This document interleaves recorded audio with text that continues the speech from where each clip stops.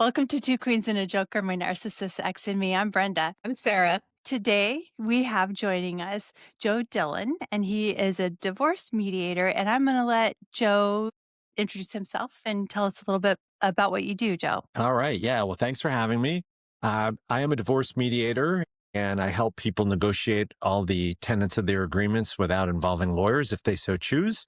We've been practicing privately for about, coming up on 18 years now. I've been mediating for 28, which is crazy to say. I don't think of myself as that old, but I guess 28 years, that's how long I've been doing this. And we work in 6 different states, here in California, Washington, Illinois, New York, New Jersey, and Pennsylvania. We do everything via Zoom. We've been doing that actually since 2011.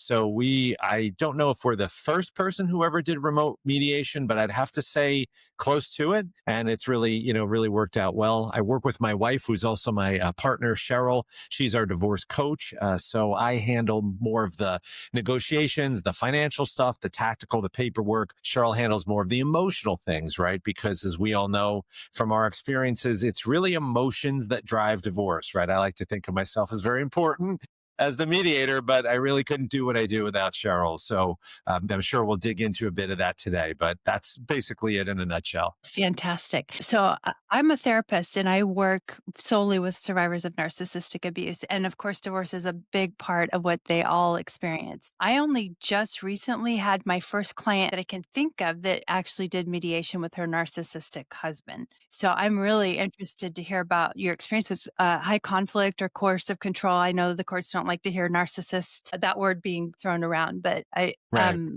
imagine you come across this occasionally, if not often. Yeah. And it's funny you bring that up, Brenda, because I always like to stay in my lane. And you as a qualified professional, you understand the clinical definition of that, the depth of that. Sometimes people want to just throw that around as kind of an insult. You're such a Yes. narcissist, on Instagram. And it's like, there's actually a much deeper clinical meaning to it that's a lot more insidious than I just like to take photographs of myself. And Absolutely. so really at the end of the day, one of the things though, in terms of narcissism itself, right? When you think about what the actual word means, forget it as a diagnosis or as an insult. It's someone who's self-centered. And a lot of us, all of us are self-centered in our own way, right? It's just Yeah, when it becomes unhealthy and it takes on exactly. this nth degree, right? We all want what's best for ourselves. We all want to choose what's for dinner or pick the movie and, whatever. Of You course. could say, well, that's narcissistic too, right? But I think a lot of it stems into when any kind of behavior that suddenly becomes unhealthy, right? It becomes extreme, it becomes unhealthy. And that's where, something like mediation can really help couples in that situation because a lot of what mediation does is aligned with a lot of the therapeutic values like acknowledging and validating, right? And Mm, so someone who's a narcissist, for example, they want to be proven right. And it's not that we're telling them they're right, but we're saying, yeah, you make a good point, or I could see how you feel that way, right? And then they kind of get the puffy chest. And I haven't given them anything or taken anybody's side, but I've built an alliance with them that can help us reach an agreement in a divorce. And, mm. we can kind of dig into that a little more, what that means. But I think that's really where you have to think of it as like, yeah, we all throw it around with Instagram and everybody taking their selfies. But really, as a behavior, we really need to think about it. To what degree has this person engaged in this? And are they mediation friendly or do you need to get a lawyer? And that's a lot of what we're always balancing. Yeah. Okay. So do you have like an intake where you can measure who's good for mediation versus having to go the lawyer route? We do. Yeah. So the first thing we do is we have people schedule a free information call with Cheryl. And Cheryl, being the divorce coach, has, good emotional intelligence. And, her intuition's pretty in line and she'll know who may or may not be a fit for mediation. And if it's not, she'll let them know. And so we kind of think of this sort of when you think about it as a form of domestic violence, right? It's like a lot of times people think of domestic violence as physically striking someone, but Yeah. it's a very, very broad range of things, right? That can Yes. happen. And I think that's an important message to get out there. People think, well, my spouse doesn't hit me. That doesn't matter. Financial abuse is a big thing, right? Coercion, Huge. those kinds of things, right? those are also forms of abuse. But Cheryl will get a beat on that. Then I'll meet with clients before we even, engage in mediation to see again if they're a good fit. And I'll let them know at that point, because it does require parties to both be willing to give and get and negotiate and disclose and be respectful in their communication. And not everyone can do that. And that's Mhm. really what we're trying to measure. And I always say to clients or potential clients, I want them to get the best result in their unique situation, even if that means it's not with us. And I can see oftentimes when a situation's going to go awry, I could wind up doing more harm than good. Someone might Mhm. need representation. They might need the power of the courts, the power of, whatever the courts do to enforce agreements, to coerce people into giving financial documents, right? To do those things. And because mediation is really meant for voluntary process, good faith negotiation, and we really have to work hard up front to see if that's even possible, right? And so before we even engage with someone, we're going through this multi-step process to see if they're compatible. Mm. Oh, that makes sense. Sarah's actually she's still in a divorce process with our mutual ex. Never ending. It's never Yeah, ending. it's going Yeah. We forever. did, I don't know if it's a question. We did the route of I filed and got a lawyer, and then eventually they were able to track him down, and then he finally responded, I don't know, like a year or so later, and courts asked us to do mediation, but it was through the Right. courthouse. That face Like is saying a lot. like Yeah. mediator was amazing, and we did it. I was at my lawyer's office, and he was at, I assume, at his lawyer's office. He wasn't willing to move an inch. So, I mean, do you run across a lot of those? Not in our world, no, because mediation by definition really should be cooperative. Right. And when mediation, we only do private mediation. We don't do court order. That's why we don't see a lot of that. People who come to us mostly voluntary. And even if they're in situations in narcissistic or, coercive type situations, at least the parties have come to some sort of, place in their relationship where they've both acknowledged that the relationship is ending. They've probably been in counseling and they've gotten to a point where it's sort of a peaceful stalemate where they can, I wouldn't call it peaceful because, we do mediate with high conflict clients, but it does become something where they both are just to the point, like you said, Sarah, where they just want out and they're willing to, scream and yell about it in mediation, but also bite their tongue and, to get out, right? When you get into court order mediation, the challenge you've got with that is people have already entered the legal system, right? You've already gotten Mm, lawyers, you've already gotten to a judge. So by definition, it's become adversarial already. And I appreciate what the courts are doing, wanting people to mediate.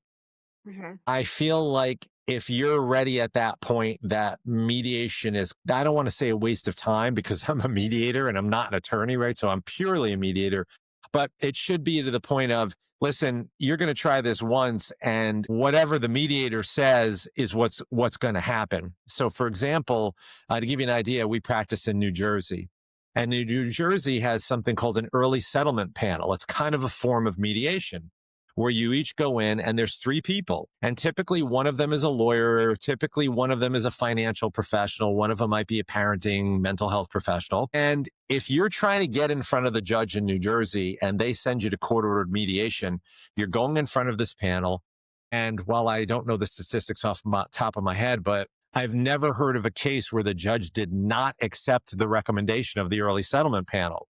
So you see, in that case, the parties really are encouraged to negotiate because what they agree to at that time is going to be what this panel recommends to the judge. And the judge, the judges have a lot of important work to do. They don't want to be dealing with your nonsense, right? These people yeah. are like angels. And so God bless them for what they do. And they just want to get this through. And they don't want to listen to you arguing about your toaster or whatever, who didn't go to Thanksgiving or whatever it is, right? Because that's the stuff that derails divorces. So in that case, I think that's a good setup, right? California, where you've got more of a mediator trying to get people to come to agreement. I mean, sure, they do the yeoman's work, but it's not as binding, if you will. And so I do appreciate what New Jersey does in that folks are definitely, I better go to mediation because if I don't, and my ex or soon to be ex shows up and says all the stuff they want, maybe the panel says, this is our recommendation. And then, that's what you've got. And there's your judgment, right? Gotcha. Gotcha. Yeah. The risk is real for them in New Jersey. That I hope that some other states kind of take Yeah. the lead from that. Yeah. Is that the only state you work in that has a system like that? I think so. I think about other states that we're in. And what's interesting is what's interesting about the thing in New Jersey is that you've got the early settlement panel. So you've got both financial and parental. Other states have only like a parenting coordinator. So while you can go to court ordered mediation for parenting plans, you can't do child support, alimony, or property division. So it's sort of like, well, this doesn't really help me. I've Yeah. got one of the four things that I need to resolve. Sure, thank you, right? Appreciate the help. But it does come down to where it is a bit confusing when you're trying to get an entire divorce settlement where you've got those four big buckets and you can only get help for one of those through the courts. Yeah. When I split from our mutual ex, we were ordered to do custody mediation. Right. And that was it. Like it was only about that. It didn't matter anything else that was going on. It was just about that. And that was my son's 35 now. So that was a long time ago. Yeah. But yeah, Yeah. that's And interesting. it's good. I mean, certainly because in my hope always, and this is kind of the crux of when you think about who's mediation friendly. If people can't agree on a parenting plan, everything else is going to be far more difficult.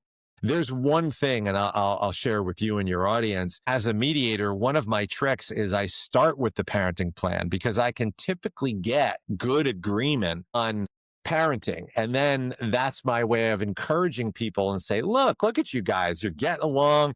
You're agreeing, right? You're putting your kids first. Good for you. Nice work. Good job.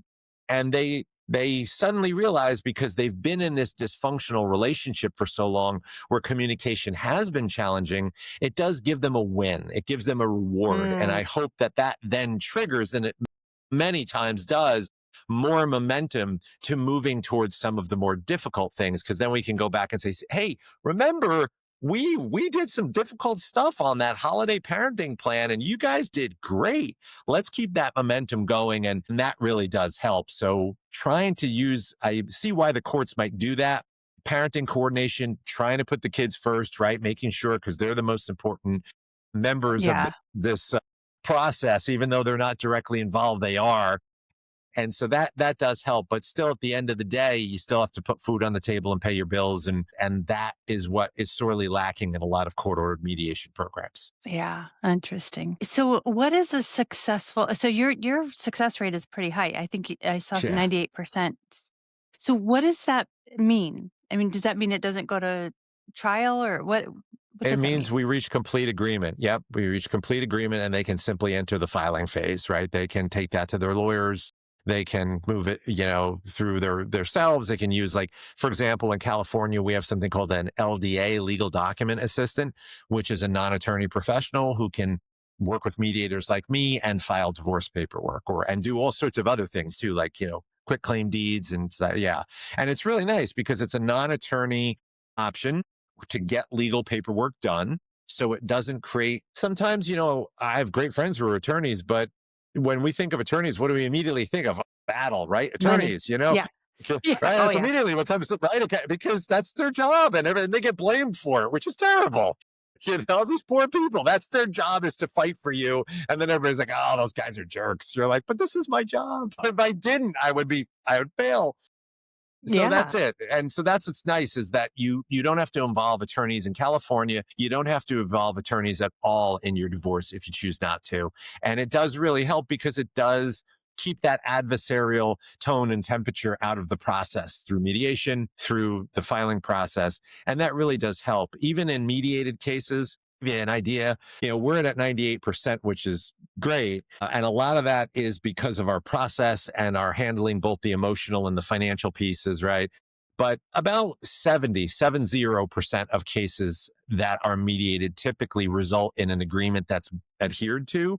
So that gives you an idea, a scope of reference. But I do think part of it is that Some people in mediation are more self-selective, so they choose mediation. So that does lend itself to higher, rates, and like, so say 70% through the courts. But at the end of the day, what's really unfortunate is that people don't realize it takes two to be married, but only one to file a divorce. And eventually you're going to get divorced, right? This is going to end. It just really becomes a function of how long it takes. Want to do mediation? Yeah, that's a great question. I ask myself that every single day. My friends are like, what is wrong with you? I was like, how much time do you have? Now, growing up, actually, it's funny, not funny, haha. How they say hindsight's 2020. Growing up, my parents got divorced and they litigated. And they went through, this is back in the 80s, and mediation was around. In California, it's actually been around since 1961, which is pretty cool. But most states have probably actively started mediating in 2000s. And so as the advent of what we call irreconcilable differences or no fault divorce, right? It's got a bunch of names. Every state's got a different way of saying it. But my parents litigated their divorce and it went on for years and they spent a lot of money, really destroyed their relationship with each other and with me. Never saw them, never saw my father again after court. I had to sit in the back of the courtroom for some of this as a teenager. And it really, just really wildly unpleasant. And a lot of folks, what's interesting when they come to our offices, that's what they typically say they want to avoid. And I do think it lends some credibility where I can actually say to them, look, it does happen. You're looking at somebody who was a child of divorce, who had to go through that. That's why I do what I do to help you avoid that. Now, I did find myself, my background's finance, which is interesting. And I worked in corporations doing a lot of contract negotiations. And then when you start thinking about it, divorce is really a financial contract with a parenting component. And some people who have older kids, it's literally a financial contract. So I had been kind of doing the whole, career thing, soul searching.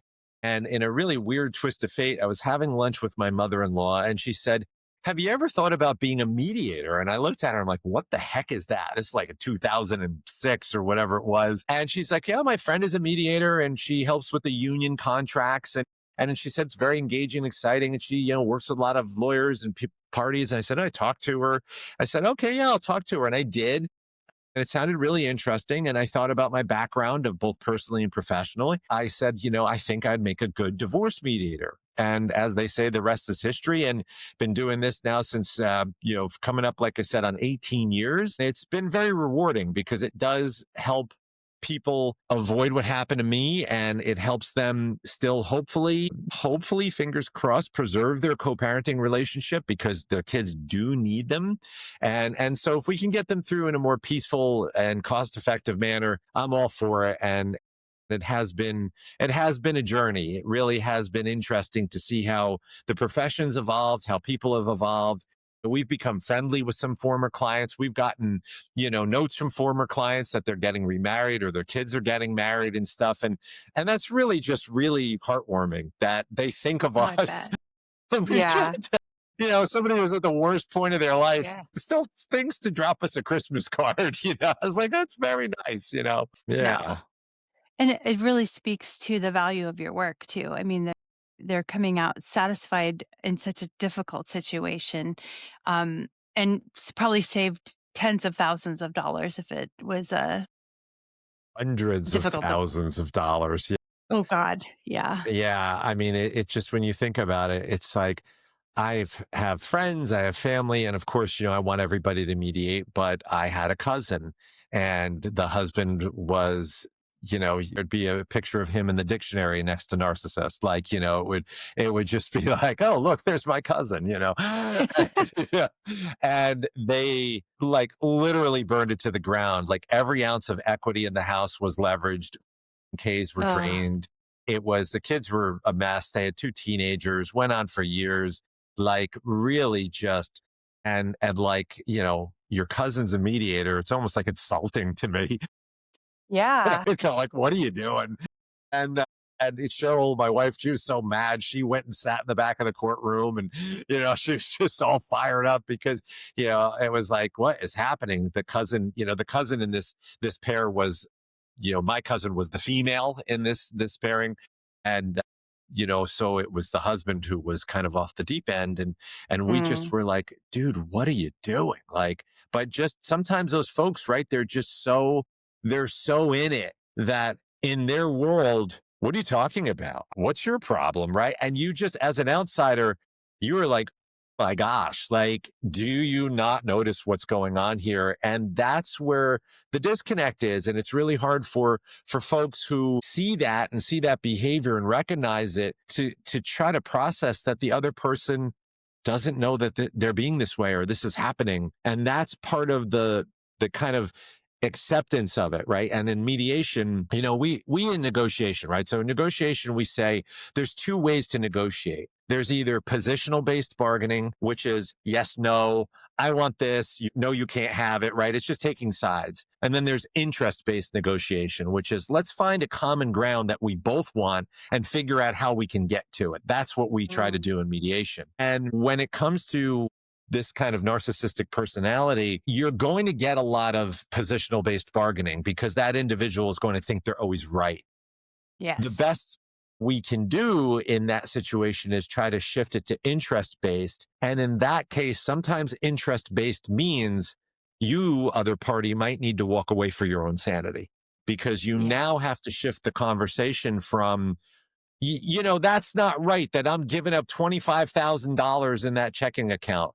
But what is your peace of mind worth? What is your kid's future worth? What is your sanity worth? Think Yeah. about now when you go back and you think, if I'm going to have to fight this through the courts, my friends who are attorneys, they're like, to go to court and say hello and prepare is $25,000. They're like, that's discovery, depositions, experts, time with me, time with you, time in the judge, travel. They're like, that is $20,000 to $25,000. So every time I get somebody in my office and I on the Zoom or whatever it is, and I say, look, is this a $25,000 issue? Because that's what it's going to cost you to resolve this in a courtroom. And most of the times, people, if you appeal to that, and even to this kind of a personality, appeal to that sensibility, you're smarter than that. You don't want to waste all this money on attorneys, do you? Yeah. Right? That's stupid, right? You have to, when you communicate with people, especially as a mediator, you have to speak their language. And Yes. sometimes speaking their right. And as a therapist, sometimes speaking language is like, hey man, what's up? And sometimes it's like, oh my gosh, I'm so sorry that happened to you. We have to wear many hats. And that's as my wife is when she talks to screens potential clients, and one of these things comes up where they're like, well, is Joe going to be able to help us communicate? And she'll always say he speaks French, German, Italian, Spanish, Korean, Chinese. And she's like, he doesn't really speak those languages, but it's like he does because it's all in English, but it's all different communication styles. And so Yeah. that is a big help. And that's how we can help these kinds of couples move forward, by appealing to that person's sense of righteousness, that holier than thou, smarter than the average bear kind of thing. You don't want to do that, right? And no, of course not. Great, then let's get this done. And that's how we keep people engaged. And it does Okay. typically take longer. It really does, because there's a lot of circuitous conversations that happen where we come back to the blame game and we come back in the circle, right? And we have to just say, no, no, no, no, we're not. How good would this feel to move forward? You told me you want a divorce. You want to get away from each other. Let's do that. Right. Right. This Mhm. is how we do it. We have conversations, we move forward. And that, of course, that kind of personality will always get that one last shot in. Of course. Right. But then, Yeah. then that's what I'm trying to teach the other person. And Cheryl, through her coaching, is trying to share with them, is to say, just walk away, right?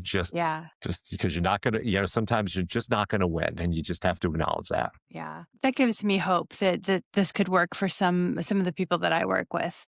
Yeah. What you described with your cousin's husband is what I see with my clients pretty much across the board. They lose sight of the fact that nobody's going to end up with anything, and Right. the kids are going to lose the most, right? Yeah. So if you're working with somebody who has a narcissistic personality type, and you learn how to speak their language and how to get them to participate, I guess. This isn't done, so you're not talking to that narcissistic person while the other party is in the vicinity or hearing this, right? I No, mean, I they're would all imagine. all of Go my ahead. mediation happens in real time. So it's one on two at all times. Right. That's the difference. Right. People think of Okay. one on one, right? Like therapy or coaching is one on one. I Uh, always go one on two. And what that does is it allows parties, first of all, it's transparency. I tell Mhm. clients, I always like to, I have a good sense of humor about myself. And I say, listen, I'm not smart enough to be able to talk to both of you individually and remember what you told me that I can't tell them. And they told me that I Yeah. was like, I don't want that. Right. I don't have, Yeah. that's not this brain. Okay. Plus, it's that radical transparency. Plus, it allows you to resolve those disagreements quickly, nip them in the bud. It helps you explain to both people at the same time these messages, right? And what you're really trying to do is in this kind of a setup, there's an us versus them mentality. There's a me versus you. You're trying to, like, as you kind of said, Brenda, you're trying to get them to the we place. Like, we don't want to Mhm. blow all of our money. We don't want to drag this on for years. Forget about directing towards the other person. It's we're better than this. And you play on that person's sense, not in any insidious way. You're just saying this is their personality, this is their value system, and let's appeal to that to help them move forward, right? And that's how we do it. So we're always one on two, always in those cases. And that goes to a question that you were talking about: is the relationship at a point where they could be on the same Zoom call, right? Or in the same room. Yeah. And some folks who can't, then mediation, unfortunately, isn't an option for them. So that's why we are screening for that and saying, we all have times where our spouse, we're angry at our spouse, or we have friends that we think are jerks or whatever it is, but does it go into that next level where it's really unmanageable and it becomes almost clinical, right? Right. Yeah. So I'm thinking of a variety of clients in my brain now that I've worked with over the years, and I could see some definitely being able to do this. Hmm. Typically, when I think probably when the non narcissistic person has done a good deal of work healing. Right. But I know I'll speak for myself. I know our mutual ex, and he tries to intimidate, and he's loud and aggressive and all of that stuff. That if you were to come across somebody like that in mediation, even if they kind of passed the intake phase, like what Sure. happens? Do you have to refer them out? Well, it depends. I mean, one of the things that's nice about mediation is that you always reserve the right to retain an attorney. And it's not that Yeah. just because you're mediating, you can't use a lawyer. What I'll try to do in those cases is get them as far as I can and say, look, we can Okay. still save you a lot of time and money and heartache. Let's get some agreements here and work on that. But there's also a lot of techniques that we use in mediation. So, for example, as any parent of a child who's screaming and yelling will tell you, the best thing is not to start screaming and yelling at the child. That's just gonna, that's just like kerosene and a match in a fire, right? It's like just gonna Yes. exaggerate the thing. So, in situations where we do have folks who are like that, the way in mediation, for example, one of the techniques I'll use is some people call, like, you've heard the phrase active listening. I might call it maybe passive listening, where I'm actively listening to the person who's not yelling to the other person and I'm speaking very quietly. Yes. I'm treating the person. For example, I had a client like this recently, and Bob and Sue were my fictitious client names, just so you know, these aren't real people. And I'll just lean into Bob or to Sue and I'll go, Sue, I'm so sorry. I can't hear you with all the yelling. Could you repeat that? And the other person is going and going. Right now, it takes a little Yeah. guts to do that, right? You have to be a I pro bet. and Yeah. experienced at this, right? You have to, and you got to hold your own, right? And get ready for the blowback. But Yeah. that does tend to calm people down because they realize, like, I'm not getting the desired result. I'm not Yes. getting the attention by screaming. I am, in a way, what's interesting in mediation, we say, like, mediation isn't therapy, but it's therapeutic. It's supposed to be where people can come together, maybe do some healing, honor the marriage, help with some healing. And that's a great space for it. I'm not a therapist, but sometimes I act in that sort of in that way, right? I'm not a Yes. cheerleader, but sometimes I am like, yay, we can do this. I'm not a financial advisor, but I am reviewing all your financials, right? So that whole many hats thing goes in. And one of them that is I haven't mentioned is probably the biggest, the most important hat of all is parental. Sometimes Mm. I have to be the adult in the room. Oh, Oftentimes I have to yeah. be the adult in the room. And so that's part of the parental thing, is to say, we practice respectful communication. We take turns talking. And one of the things too, you can, as the host, right? I'm using Zoom. I can mute people if I feel like it's getting too crazy, right? I Yeah. can click them off. And I say, listen, this is my space. And we establish that right up front. I have ground rules that I have a code of conduct, and it's right in our agreement to mediate. And Nice. what people are really surprised to find, and this really blows their minds, and it really pisses some people off, is I say right up front, I say, listen, mediation is a voluntary process. That means it's voluntary for the two of you and for me. And guess what? I get paid whether or not you like what's going on. So my house, my rules. You want to get through mediation? You want to utilize the services you paid me for? Then we're going to do it my way. You're going to take notes. You're Yeah. going to be on time. You're going to be prepared. You're going to shut off your phone, right? And people don't like that. They don't like the pushback. And it's like, hey, listen, no problem. You know what the alternative is. Probably in your case, $200,000 to $300,000 litigation. That's probably in California. That's a fair estimate, 150 a person. So, and I'll say that to people. I go, listen, I'll look down at their paper. I go, I'm looking at your bank accounts here, and you ain't got $150,000, and Yeah. if you did, does that really want to spend it? And that goes to that like righteous indignation that some of those folks have. But I say, hey, listen, Yeah. you don't have to like me. You don't have to like what I'm saying, but I'm trying to help you. I'm trying to protect you Yeah. here.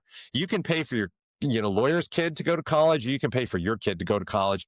No choice. And then the kind of the icing on the cake, which I think really upsets people. I'm really not meaning to upset people, but in these situations where people are escalating, I say, listen, you're free to go. And when you click off the Zoom call and you stomp out of here or whatever, I'm gonna get some time back because I had this blocked for 2 hours and I have some extra time. I'm gonna take my dog for a walk. I'll probably have dinner with my wife, maybe have a nice glass of wine or a cocktail or something and watch some Netflix, put my head on the pillow and have a nice night's sleep, right? These folks are looking for the rise. They're looking to Yes. poke the bear. And when you just play like that, but that is, as you just said, right? You said they have to do a lot of emotional healing. The other party has to be in a Yeah. place where they can just, kind of grin and bear it, just know, okay, hey, Yes. you know what? No problem. Let's just get through this, right? Yeah. Because at the end of the day, like you said, your life is short and you want to spend 3 or 4 years in a courtroom or you want to spend it trying to heal and move on with your life, right? Absolutely. Yeah. Yeah. Right. Wow. You are doing some work. Boy. Thank you for I saying that. can't. I know. Yeah, it's fantastic. I really hope our listeners will consider this, and I love that you're in so many states with because we've got listeners outside of California, obviously, but Yeah, so if somebody wanted to reach you, I will put this in the show notes too. sure. Can you tell us what your website is? Yeah, certainly. It's equitablemediation.com. So really easy, just like our company name. And, we've been at this for so long. One of our mantras is, and again, we're being honest here, is an educated client is a good client for us. And so we've spent the last 17 years blogging, creating courses, videos, being on podcasts. We really feel like it's such a black hole out there, right? There's a lot of misinformation about divorce. We wanted to give people a trusted source from someone who practices this day in and day out. It's not just oh yeah, my cousin's friend's college roommate said I don't have to pay child support. Really? Are they a lawyer? Like, Yeah. yeah, oh, like, good luck with that. You look good in orange because you're wearing a jumpsuit and going to jail if you're not paying child support. I'm sorry. That's how this works. So we give them on the website. There's a learning center. You click the button for learning center. It's all these resources. There's checklists. So we have state specific Right. checklists on like how to prepare for divorce. This free resources. Just enter your name, download Wow. it, and send it to your email. Watch our videos. We have some paid courses. We have some free courses. And a lot of it is really just meant to help people prepare for divorce, learn. And then you'll see up in the menu, I think right now it says talk to us. We might change it to like get started or something because people are like, I guess they get confused with the buttons for it. But you can schedule a free call with Cheryl, right? Just schedule a free 15 call, easy, 15 minutes. Get on the phone with her, Zoom call, see if it's viable. And if it's viable for you, she'll let you know or not. And then if you feel like, well, yeah, maybe this is good, I'll go back and talk to my spouse, then you can book a meeting with me. And all that can happen right there on the website. So that's where we just say, folks, just go to equitablemediation.com, see where we practice. And if we live in a state, if you live in a state where we practice, we're always happy to try and help if we can. So best place to go is there. Fantastic. And I will put that in the show notes so that'll be available for people to click on and go there directly. Yeah, great. So if they do the education piece, which I think is crucially important because I think this is the scary part for the non-narcissistic partner. It's all scary, right? But they don't know what to Hmm. expect. So if there Yep. are people listening in states that you're not working in, could they still go to your website and get the information and have it be applicable? Yeah, as a matter of fact, we have a planning for divorce course. I think it's like $39 and it's hours, hours and pages of content and downloads. And, it's all about educating people on how the divorce process works, how each of the issues in the divorce process work, right? Like I said, you get a lot of people who are like, well, I was on the internet and I found out that this is da da da da da. And you're like, well, the internet, right? It's like, what does that really mean? And so that's where it's really good to go to a trusted source. We have a financial course. We have a negotiation course, which that's a honker of a course, right? That's my most proud thing that I've produced is teaching people how to negotiate. And one of the sections in the course is how to negotiate with someone more powerful than you, because we all run into it, right? It's like even Mhm. just in your everyday life, if you work in a company and your boss and you want a raise, well, your boss is your boss, right? They have power over you. How can you work with your boss and convince them that you're worthy of a raise, right? Now, this is talking about it in the divorce context, but I'm a professional negotiator, right? That's my job by trade. It just so happens I help people divorce and negotiate divorce agreements, but all the same tenets apply. That's also available in there. We have a thing of courses and kits. You'll see it in there. And that's also a great course to take, because in that case, you'll learn how to develop your ask and stand your ground and what language to use and not how to be inflammatory, right? A lot of the stuff that Yes. really makes negotiations go well or go poorly. And it's not a secret, but a lot of people don't know that negotiation is a game.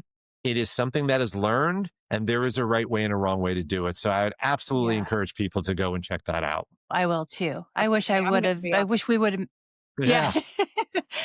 I wish we would have met you years ago, Yeah, honestly. This is Yeah. Well, that's it, fantastic. right? We're just trying to share this information with people because it stinks, right? Yeah. You're in this divorce and now you've got this spouse who's digging in and I think it's funny. It's like, I want to just, in as a neutral third party, right? You want to be fair, but it's not only men who are narcissistic, right? absolutely. I've No, also run no. across women where you're just like, wow, what is Yeah. happening here right now?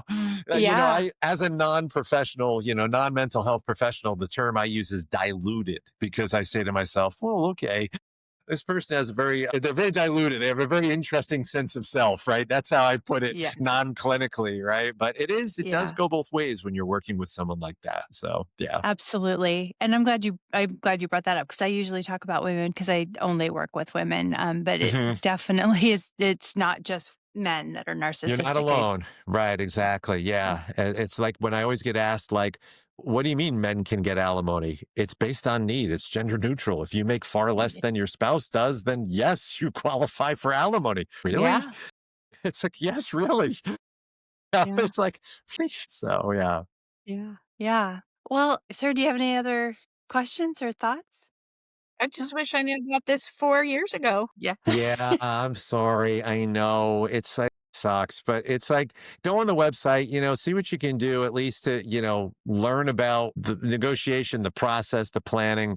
Yeah, because sometimes, unfortunately, when people get entrenched, it's hard to get out of it, right? It's really Yeah. hard to get off the merry-go-round because it's spinning faster and faster. And now, you've almost forgotten what you were arguing about, right?